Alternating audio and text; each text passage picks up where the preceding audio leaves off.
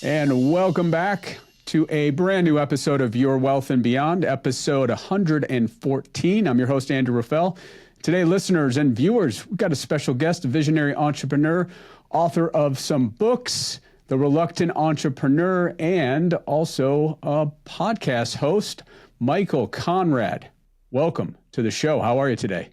I'm well, Andrew. Thanks for inviting me. I appreciate you having me on your show. So you're very welcome. As an entrepreneur yourself, first and foremost, one question, as you've worked with a lot of entrepreneurs, you've been one yourself after leaving corporate career in 92. Do you think that entrepreneurs are built differently? Is it nature, nurture? What's your thoughts? Some radical birth defect. I don't know whether it's nature, nurture. I don't think it's nurture, because neither of my parents had any entrepreneurial desire, really. I don't know, but we are definitely a unique breed. We're wired differently. We tend to not follow rules. We tend to draw outside the lines. We tend to think that basic protocols don't apply to us. And I don't think it's an ego thing. I just think that we see beyond the noise in the room. And at least in my case and the other entrepreneurs that I'm familiar with, we're very conceptual. And conceptual people can see the world a little bit differently. We see ideas in vivid 3D imagery, and don't bother us with the facts. You know, we just have a goal. We're a bull in a china shop, and I think that's common for many entrepreneurs, which is exactly what it takes to start a business, and it is exactly what it takes to kill a business. It's a double-edged sword. Yes, and a lot of entrepreneurs need that second in command that can get things done, the analytical side, versus us. A lot of us just running with the ideas and on to the next thing and on to the next thing. You need the doer. Yeah, I wish, I was an old Star Trek fan and a bit of a sci-fi fan. And I remember thinking in the early days of my business, I wish I could just sit in the captain's chair and go, make it so, number one, but there was no number one. I was number one and number two and number 12. And, I was, chief cook and bottle washer in the early days. So yeah, that would have been nice. So let's go through those early days. So before you started your company that you've built and ultimately are still CEO, but kind of let them run the ship. What was for you the calling? Did you see something in your industry that you thought could be done better? How did you get into this world of entrepreneurial back in the early 90s? Yeah, good question. I had a passion for a product. I was working in the space I'm in. I started in my industry, which is the electronic manufacturing industry, what we call the EMS world, electronic manufacturing services, back in 1985, so 40 years this year. And I worked for a company that was building a specific type of product that was very quickly going obsolete. And a new technology within the electronic manufacturing space came out, and the product we were selling couldn't do anything with that new technology. So it was, it was basically, we were selling horseshoes in the days of the Model T, right? we knew we were on a downward trajectory. So I came up with an idea for another product, which was based off a government regulation that just came out, which was going to make a certain part of the manufacturing process more difficult. And I came up with an idea on an alternate way to do that manufacturing process that would not be so difficult and would be in compliance with the new environmental rules that were coming down. And I was passionate about this idea, Andrew. I went to sleep thinking of it. I dreamt about it during the night. I woke up thinking about it, and I was obsessed with that idea. And I was obsessed with getting my employer to grab that idea and do it. And I was naive. I was, at the time, in my late 20s, early 30s. And I thought that if my employer does well, I'll do well. If I can come up with an idea that will save my employer, it will save me. All will be well in the universe. And I was a little bit wrong on that, but I tried to get him to do the product. And long story short, ultimately they weren't interested in my big idea. So I just got frustrated and said, well, the only way to do it is to do it myself. And I worked nights and weekends on my time and finished the proof of concept of the product, wrote the code for it, did all this stuff. And then once I got it to the point where I really couldn't do both, I couldn't be in both worlds, I resigned and started the company. That was back in 1992. And did you have to, with this new innovation, did you have to get funding to start things, or was it self-funded? Oh my gosh. I think what a lot of entrepreneurs are guilty of is we just don't factor in all those things. We don't really realize, wait a minute, do I have any money? I'm good at making promises that are rather hollow, and then figuring out a way to fulfill that promise. So I started the company. When I first started the company, after I quit, I went to a bank and, first I went to a bookstore, sat on the floor because I really couldn't afford the book, read as much of a business book as I could stick into my head, drove home, very quickly wrote a business plan, put it in a $1 Staples binder and or presentation folder, and made an appointment with a bank, a local bank in my town. And I don't know if it was out of I don't know if they felt sorry for me or if they were just not wanting to see the drama. But after they heard my pitch and read my plan, they said, okay, we'll put it in front of the loan committee and get back with you. And I'm sure at that very moment, the answer was no. They could see that, but they were kind, compassionate, or whatever. So a couple of weeks later, I got the Dear John letter, and then I thought, okay, I just obviously went to the wrong bank. So I tried 2 other banks. The 3 strikes, I was out. And then at that point, our bank account was depleted. Our credit cards, what few we had back then, were totally maxed out. So I went to the least likely person to loan me money, and that was my father. My father was an Eastern European immigrant. Both my parents were immigrants. And I grew up as a punky kid thinking he's the cheapest man on the planet. I mean, that guy was watching every penny. He had a little coin purse on him. And whenever he went to the store, if it was $1.97, he would hand them 97 cents. It would take forever. And I thought, okay, well, at least I'll practice my elevator pitch on him. And I gave him the elevator pitch. And then he said to my wife was there with me. He said to my wife and I, he goes, okay, let me talk about it with your mother and I'll get back with you, which was always code when I was a kid for no. So I expected it to be no. And then he summoned me back to his house and I asked for $15,000 because I didn't know what $15,000 even looked like. To me, that would have been like a bank robbery or something. And he said, your mother and I have talked about it and we don't think loaning you $15,000 is a good idea. And I was already, my concession speech was ready to go. He goes, you're going to need more. And we think you're going to need 70,000. That might as well have been 7 million, 7 billion, 7 trillion, 7 quintillion. I just had I couldn't process that. It was with interest and, all that. So he got a good return. I got a great deal. It was win-win. And that's what funded me. But that money, for reasons I'll explain, if you want, was gone in 6 months. Yeah. Was that because of you didn't understand the mechanics of the cost structure of building out the tech? No, it was because I didn't fully calculate the degree of anger my ex-boss had when I offered him the product and he said no, and I left and started it on my own. He decided that it would be a good idea to sue me. And we were instantly served with a lawsuit and had a trial and sued me for 11 causes of action. Lost on all of them. But, if you've ever circled around litigation, then it's not designed for justice in most cases. It's designed to break you. And yeah. I think technically we were insolvent. We probably should have declared bankruptcy. But I was so angry. We talk about all these emotions that start a company, not necessarily the right ones to grow a company. Anger and revenge were mine, at least not to start it, but at least to keep it going. So I fought it against all odds, changed our payment terms to our customers. They had to put money down or we wouldn't sell a machine. And when they said no, we said no because we couldn't otherwise.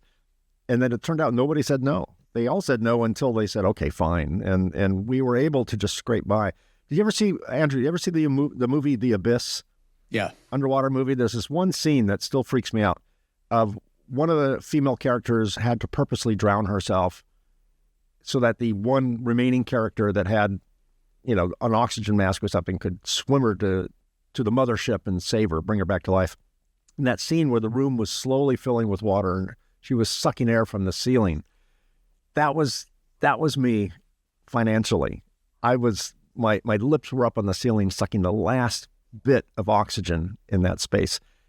That's what it felt like. But we got through it. We won.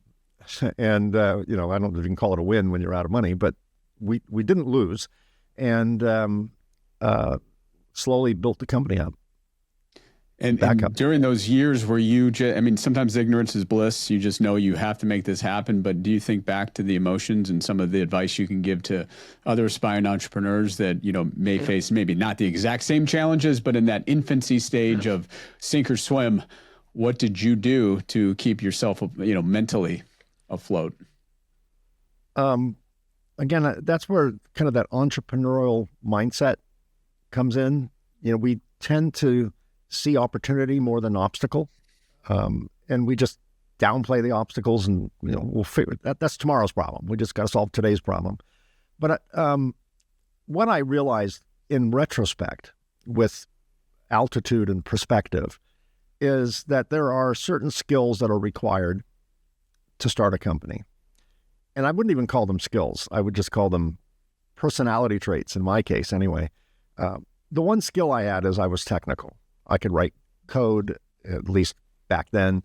I had a basic understanding of electrical systems, and I'm a pretty creative person, and I like tech. So that combination of creative and tech had both left brain, right brain things that helped me a lot. But I had absolutely zero business acumen.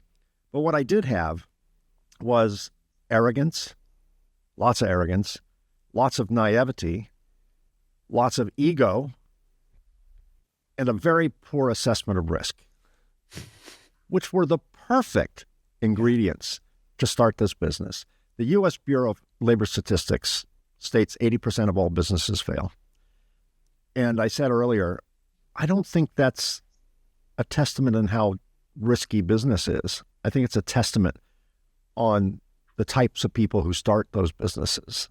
I don't think business is inherently dangerous. I think running a business could be inherently dangerous if it's the wrong person.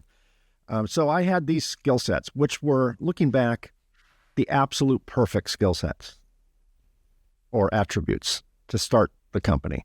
I needed to have naivety. I'm glad I didn't know how 80% of businesses fail.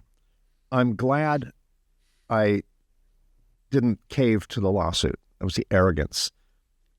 And I'm glad that I had a poor assessment of risk, because if someone had said to me, look, you have statistically twice the odds of winning at blackjack in Vegas than you do starting a business, I may have just gone to Vegas and had a good time.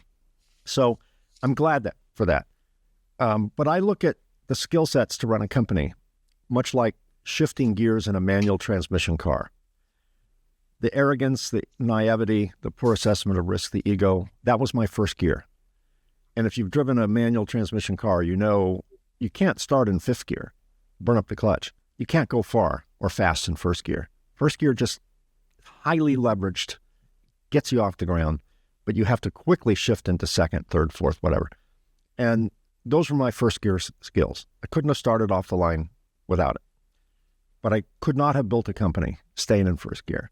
And I think human nature is such that if we do something and get a result, we think if we repeat that something, we will repeat the result.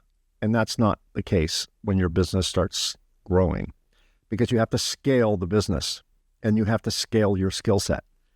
And I learned that I learned always a little bit too late, but eventually, I was the last to the party to learn that, but I did learn.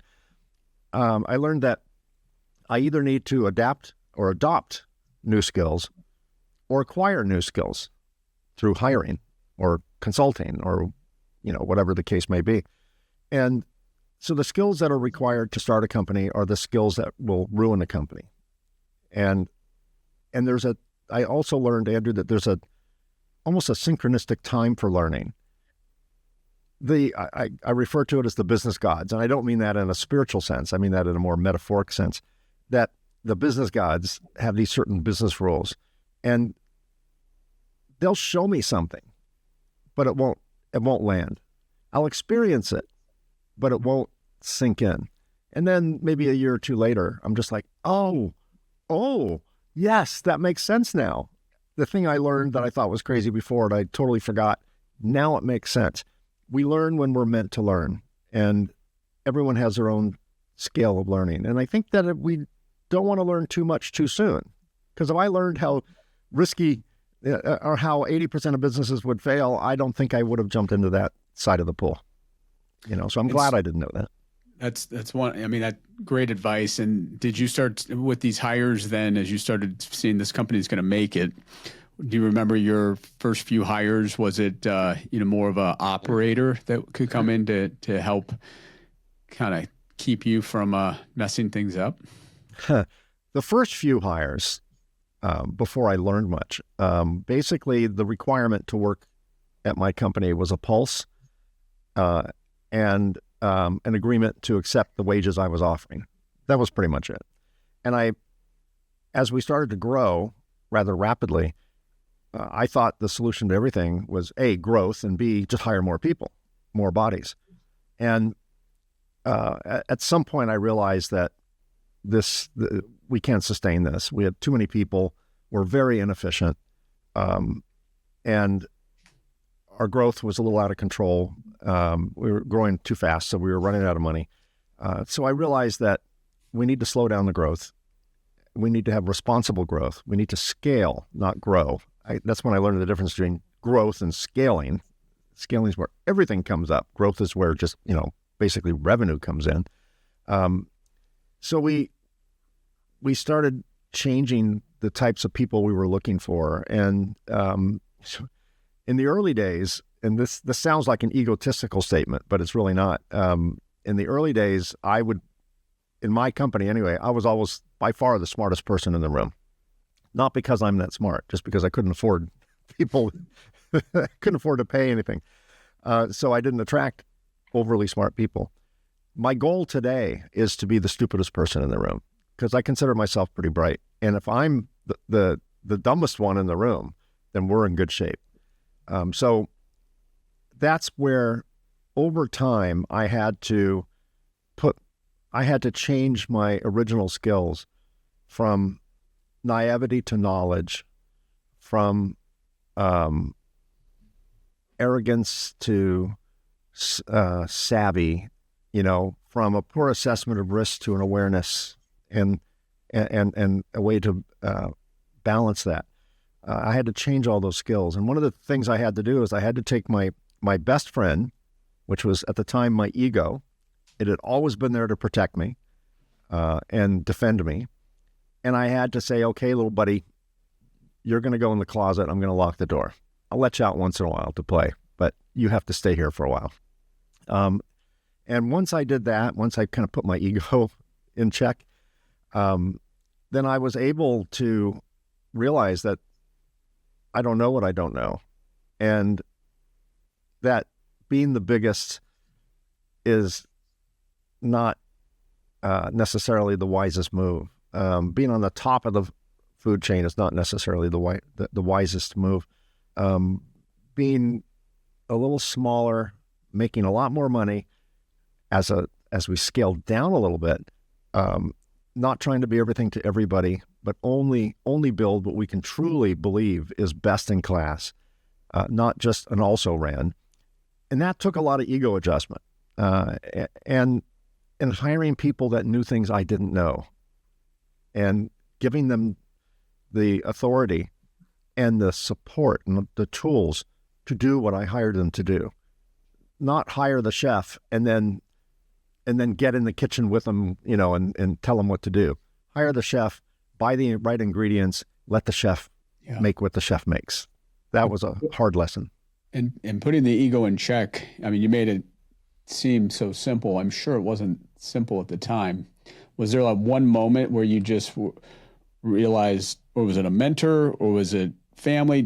How did you compartmentalize that and squash the ego? Well, I'd like to say it was an aha moment, because that sounds a little bit more, Hollywood story, but I did hire a consultant, which I think your word is better, a mentor. Now, she would not like this because I refer to her as Yoda, but not in a physical sense. In a, this is crazy sense. She would say some things which were so counterintuitive to me at the time. Kind of a less is more, up is down, black is white, left is right. It's just like all these things that didn't make sense. Like, I think she told me once that, if you want to sell more of your products, quit talking about your product. Just shut up about that.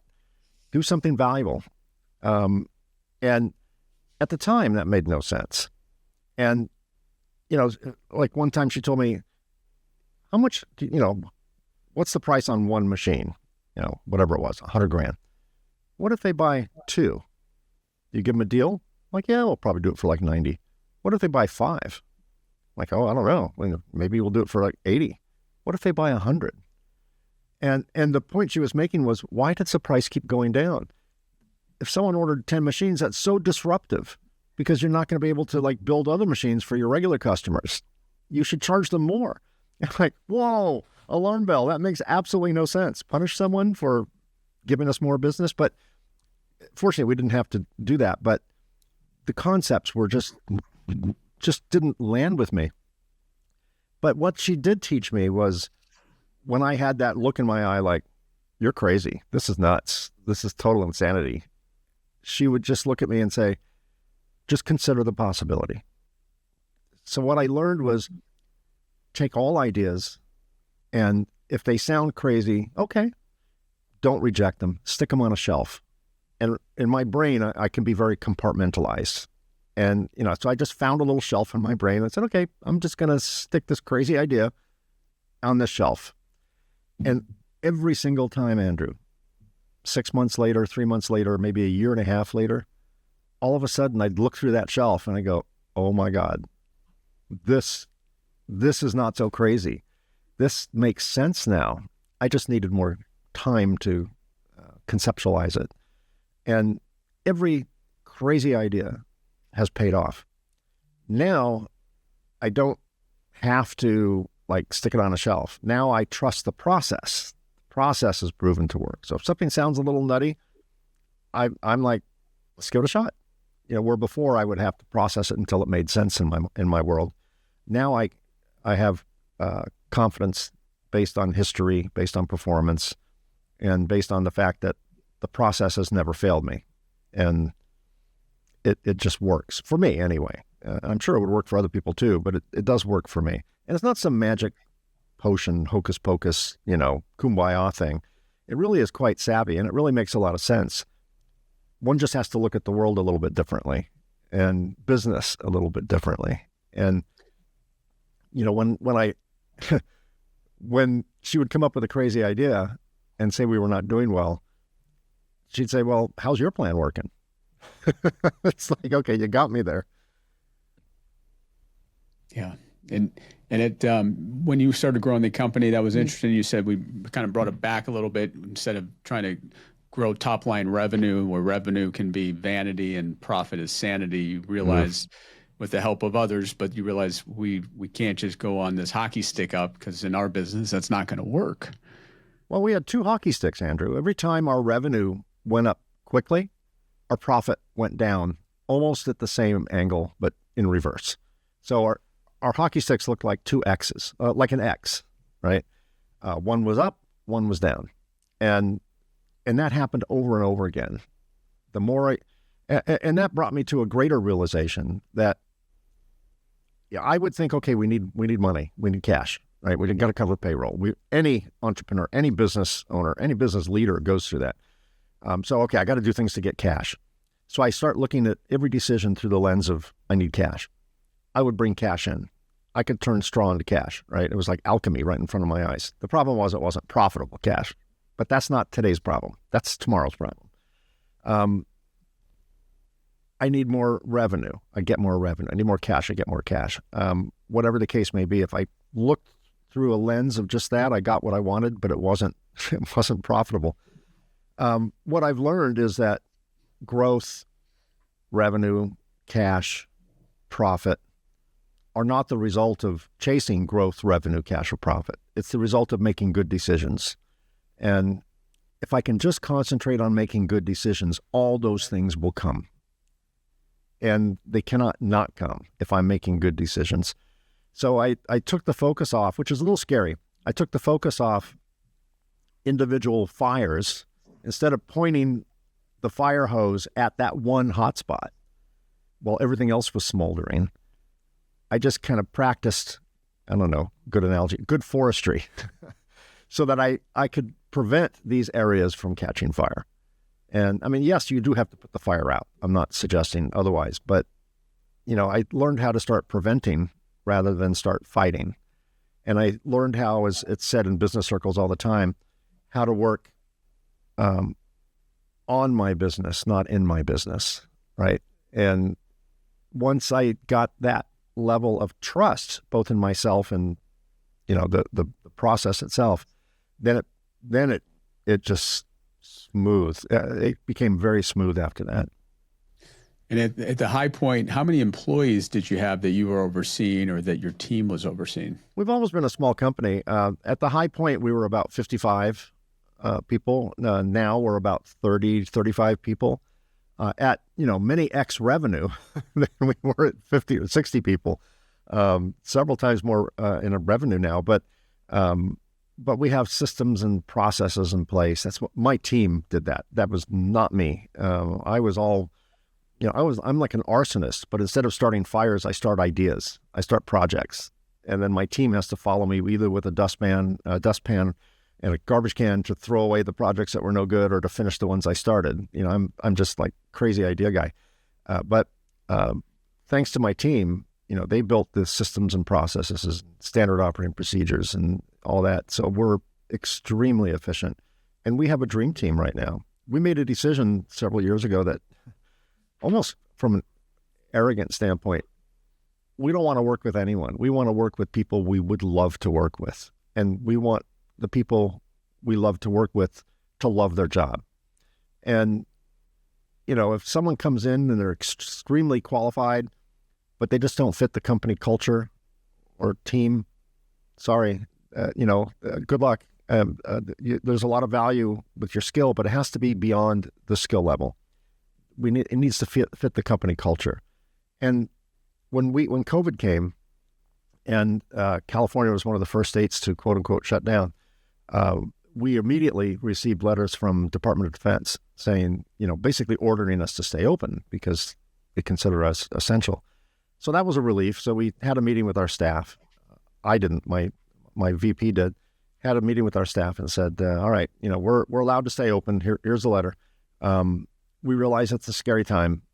If anyone is not comfortable, now keep in mind, we only thought we were going to be shut down for 6 weeks. That was the great fallacy with that. But so with that in our head, if you don't feel comfortable coming to work, stay home. We'll pay you. It will not come out of PTO. This is beyond company policy now. This is just what we have to do as good citizens. Nobody stayed home, not a single person. And I don't know if it's because they love their job or hate their spouse. I don't know what the reason was, but it's probably a combo, a little bit of both. Combo of both, right? But they all came to work. We offered them 6 weeks of free vacation, and they all came to work. They all, because we told people that we got a job to do, and we have customers to support, and what we do is essential, and we need to work essentially now. But we said, look, no repercussions.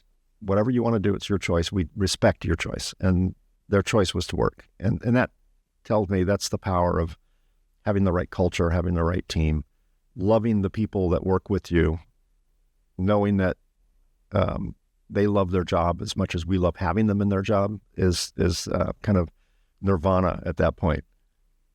And you made a good point there with regards to the culture. It doesn't matter if you're a team of 5 or 55 or 500, that one or two bad apple can ruin the whole bunch. So over the years, you probably have had to make some tough decisions there where you had some talented people that could do their job, but they are just bringing down, maybe they're a 95%, employee, they've got 95% experience, and the person below them maybe 80%, but that person just has much more cultural fit, brings exuberance to work, is likable, all the things. Was that hard for you over the years when you had to let some talented people go? Yeah. There was one guy I had to let go. He worked for us for 10 years, and he was only guilty of being exactly the person we hired. That was his one crime. He was exactly the person we hired when the company was 10 years younger.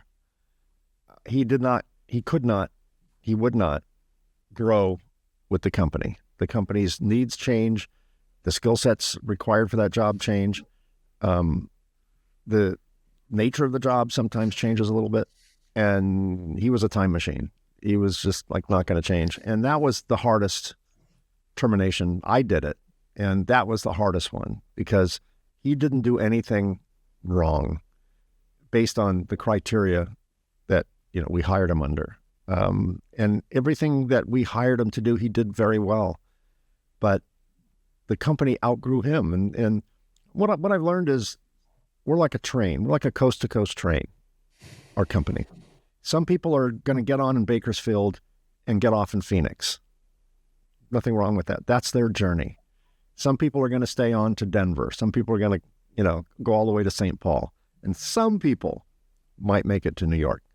But everyone has their own journey.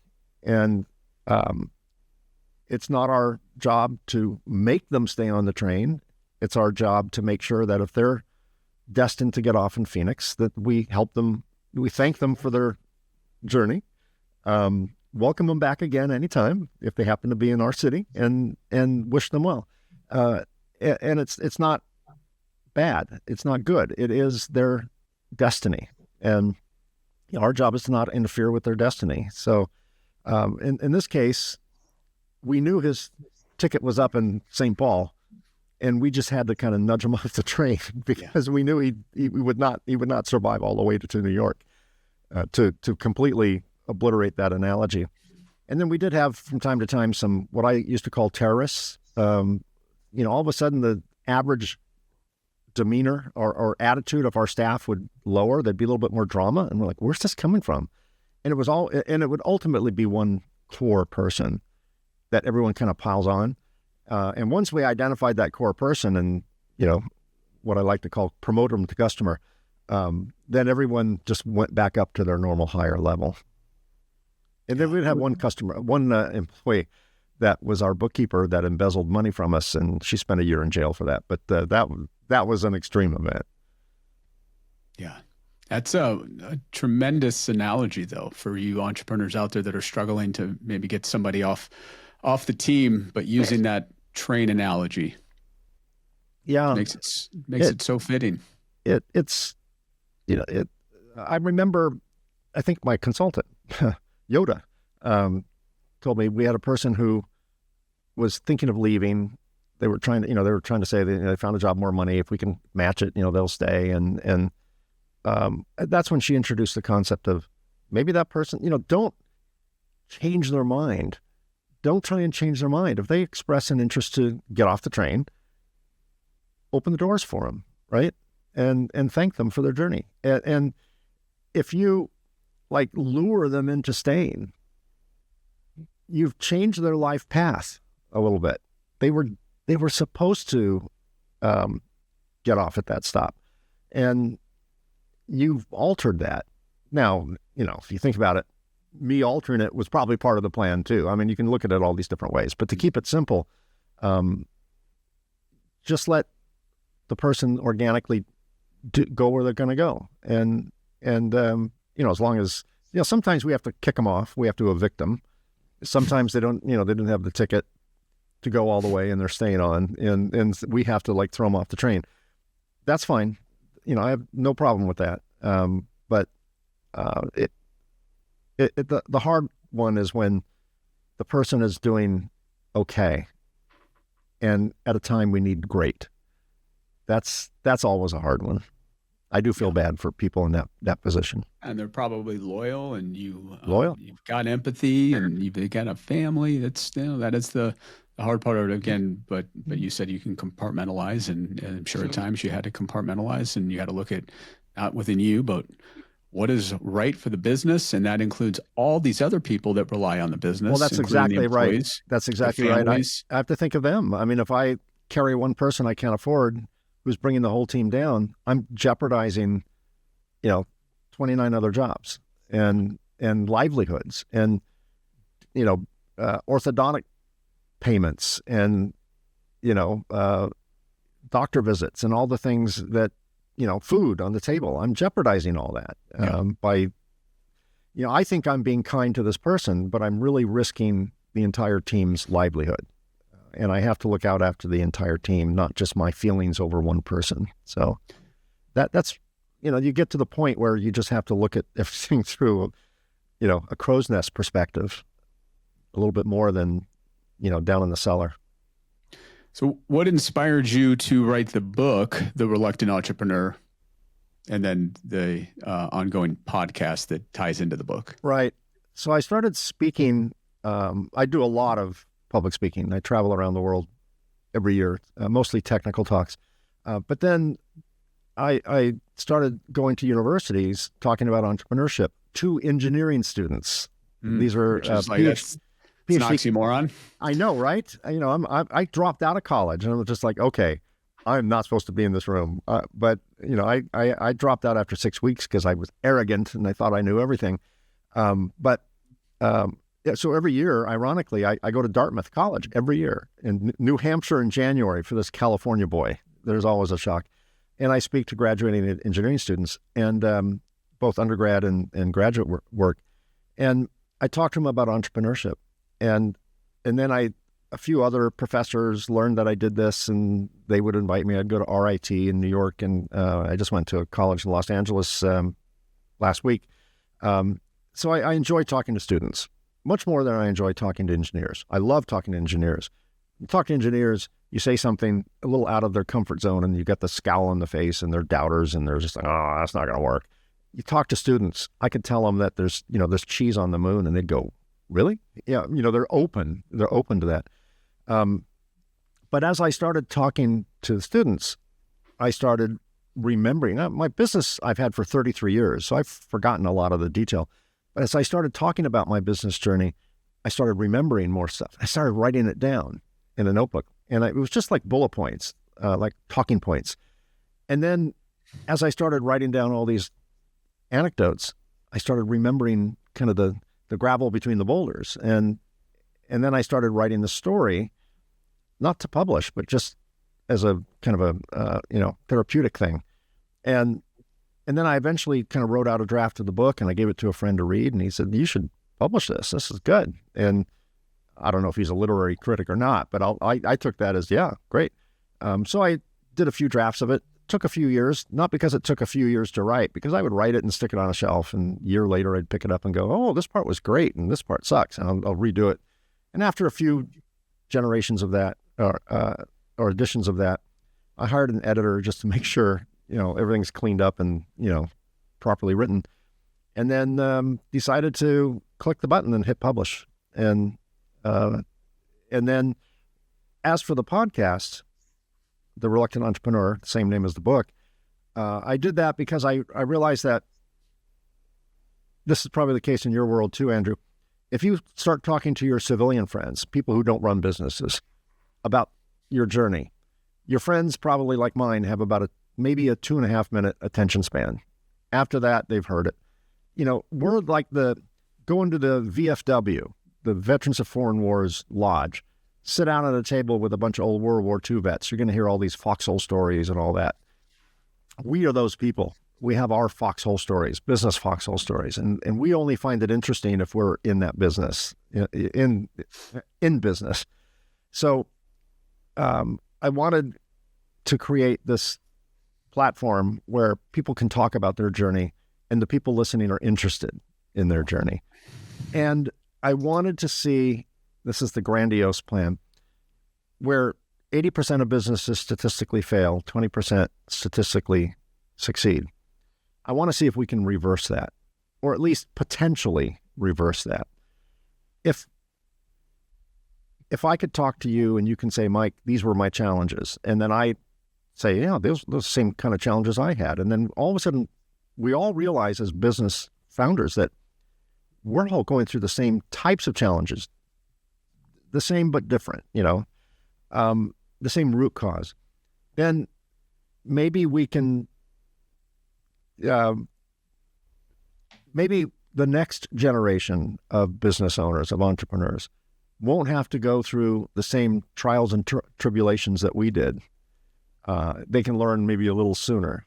I don't know. I just think putting it out there, putting our experience, what we would do differently, what we have learned, the way we overcome stress, the way we overcome adversity, the way we overcome loneliness, the way we overcome financial challenges, whatever. I mean, to throw a million different challenges there.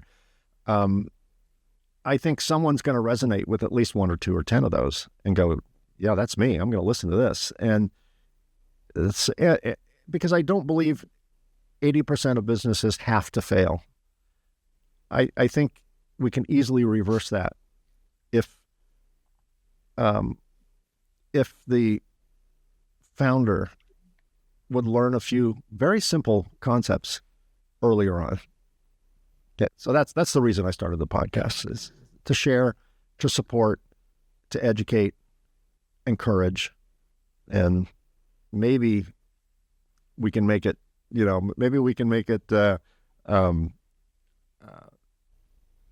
79, 21, instead of, or get that aspiring entrepreneur to get off the blocks and to take the leap of faith in their vision. Just like for you, you look back and without probably Dad's investment, your company doesn't happen.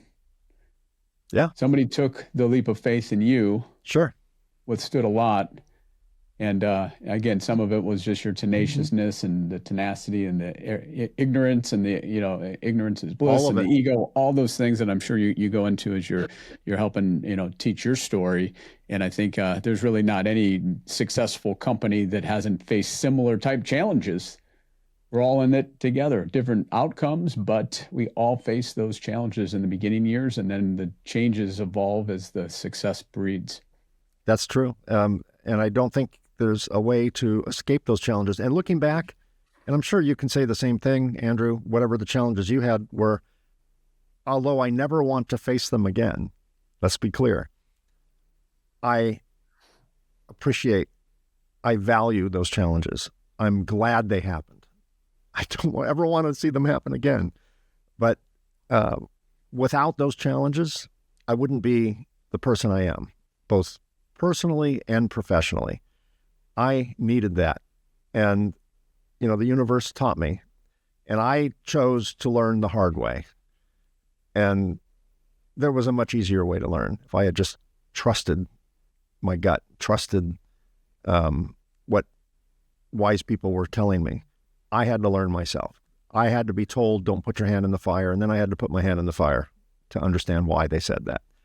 Okay, that's the way I learn. And I think entrepreneurs are very similarly wired. We're a little stubborn that way. But and I think a big part of it too is finding that mentor, that coach, that Yoda that helped you see things not in your business, but outside of it, and give you that fresh set of eyes and to hold you accountable and to strip you down a little bit. Yeah. And, you're going to have to get to the point where you stretch beyond all level of comfort, but it's like, it's, and this is a horrible analogy, Andrew, but, if a building is on fire, people will jump out of the window to a near certain death, but they're avoiding a certain death for a almost certain death. The odds are fractionally better if they jump out the window. Maybe they'll land on pillows or something. The decisions that I finally made that saved the company were my jump out of the building moments. And there was no other choice.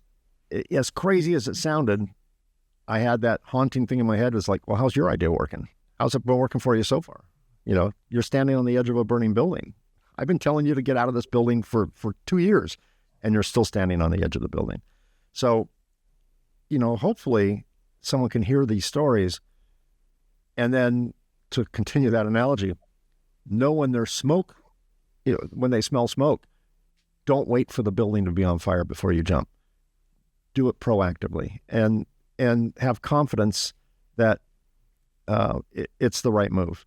So it's a lot of trust, a lot of in a process, and trust has to be earned. So there's going to be a few jump out of building moments. It's going to be a few put your hand in the fire moments to validate what you're being told or how you're being led, to make sure it's real, and that's understandable. We tend to want to control things ourselves, and sometimes it's out of our control, and we just have to. That's when trust the process comes in, which is really hard for me. But it's worked so many times now, it's easy. But I fought it for years, Andrew, and delayed the inevitable success that would have otherwise occurred sooner. Yeah. I'm glad you were able to understand and trust the process. I remember, I think it's the Philadelphia 76ers. That did not work out well for them. They were trying to trust the process, and it didn't work. But you hold true to who you are and that long-term vision. You surround yourself with good people. Yeah. You lead with empathy. Yeah, that's true. And there is time for good old-fashioned, cut, bait, and run. We have to always ask ourselves, is the reason I'm so stubbornly sticking to this plan because of my ego or my arrogance or my fear of failure going somewhere else? And we do that's a whole nother episode. I won't dig that hole right now, but we do make a lot of fear-based decisions, and there are mechanisms I've learned to validate, quantify whether it's a fear-based decision or otherwise. And I've made a lot of bad decisions based on fear, and we all have. And just in our daily lives, we have, I'm sure. Yeah, that fight or flight. Yeah. Wonderful words of wisdom. I love what you're doing. Not only built a successful company, helped a lot of your employees reach their goals, help a lot of your clients, but now being able to kind of harness this next chapter for you into something of a passion project. More we can help the entrepreneurs understand the trials and tribulations and the successes and all so easy to get to, the better we'll be, because entrepreneurs run this country. Very true. Very true. I appreciate the work you're doing too. I know you have, a business, as I do, and the fact that you're doing this, talking to entrepreneurs, sharing their journeys, your journey, providing 401k advice on your website, and having your financial updates. But I think you do the same thing we do. You are providing educational value, and in ways beyond just your business, right? So I think that I appreciate the work you're doing. Yeah. I applaud the work you're doing, and we've done something similar in our world, and it's been highly successful. And each of us get to learn too when we bring on our guests and talk to other business owners or somebody in the industry that can help, on the marketing end and things like that. We're always learning, and that's the key, I think, to any successful entrepreneur. You got to continue to know, you, like you said earlier, don't ever be the smartest person in the room, and know you can continue to. You always have to learn and flourish that way. My father, who would never be accused of being a motivational speaker, said to me, "Son, you learn your whole life and you still die stupid." Like, okay, not exactly the Zig Ziglar motivational quote of the day, but I understood his point, to your point, that we are always learning, and hopefully I don't die stupid. I'm sure there will still be a few more things to learn by the time that happens, but I got the point he was trying to make. We'll end it with just don't die as don't die a little less stupid. And exactly. Die with more than you came in with. Yeah, absolutely. Well, Mike, this has been great for the listeners and viewers. In the description in the episode, you'll be able to learn how you can further enhance your education by watching the Reluctant Entrepreneur podcast. Way to pick up your book. Follow what Mike is doing in his journey and helping other entrepreneurs. Mike, we appreciate you taking some time to be with us. We wish you more success for this year and beyond for you, the family, your clients, and your employees, and appreciate what you're doing. Have a great rest of the year. Thank you. Right back at you, brother. I appreciate it. Thank you. And for listeners, viewers, we will have a brand new episode of Your Wealth and Beyond a little bit later this month. Remember to subscribe, like, and make sure to send it off to all of your entrepreneur friends who can benefit from this. Appreciate y'all. Happy planning, everybody. We'll talk to you real soon.